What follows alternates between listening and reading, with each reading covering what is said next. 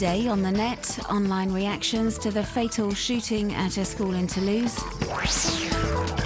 The Syrian opposition strives to mobilize international public opinion. And noi-noying becomes the new form of protest in the Philippines.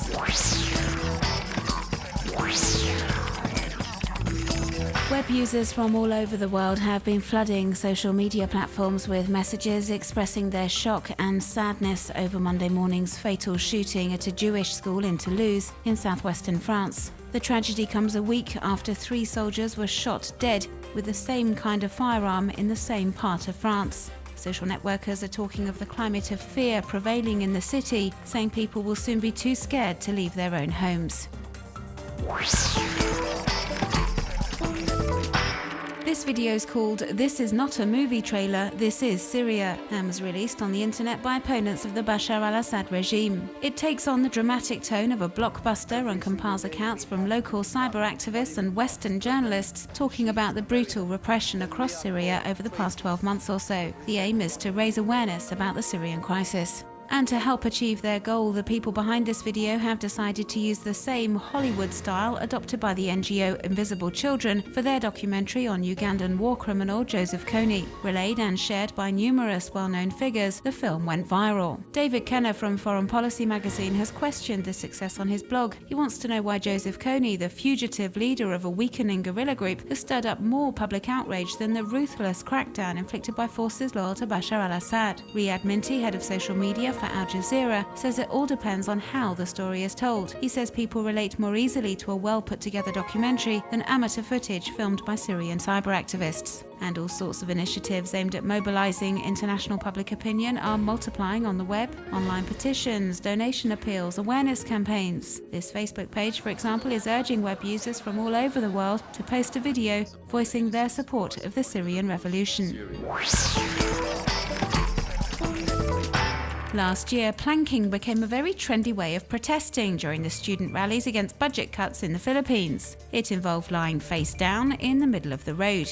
But planking is now out and noi-noying is in. It's in direct criticism of President Noynoy Aquino, who many feel has done very little to combat rising fuel prices. Noi-noying consists of uploading a photo of yourself doing absolutely nothing. The new trend has drawn many enthusiasts in a very short time. A noi-noying Facebook group has been set up and, as we can see here, hosts scores of shots like these ones depicting Philippine men, women and children making fun of the president and his inaction over rising prices. The authorities immediately tried to dismiss the criticism by posting this photo on Twitter, depicting the head of state behind his desk to show he's working hard to find a way out of the crisis and is listening to the demands of the people. But it doesn't look like the photo has had the desired effect. Numerous web users have spotted discrepancies in the picture. The president is shown signing a document, yet he's not wearing his glasses. We can also see what appears to be a glass of wine on his desk. These and other odd details lead Noynoy Aquino's critics to believe this is just a cheap political marketing ploy. Despite the powers that be maintaining everything is being done to resolve the crisis, this new form of protesting looks set to catch on. A student group has just released this guide to noi-noying online, urging the entire country to get involved.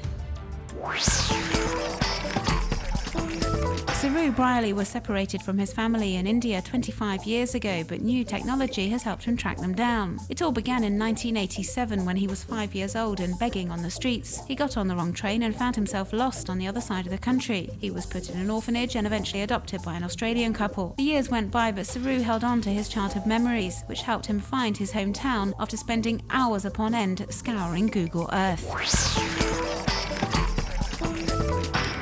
Ride down a narrow mountain path in Peru at top speed. Mountain bike champion Alejandro Paz attached a small camera to his helmet to make this adrenaline-packed video, displaying his remarkable skill and control as he takes us along for the ride.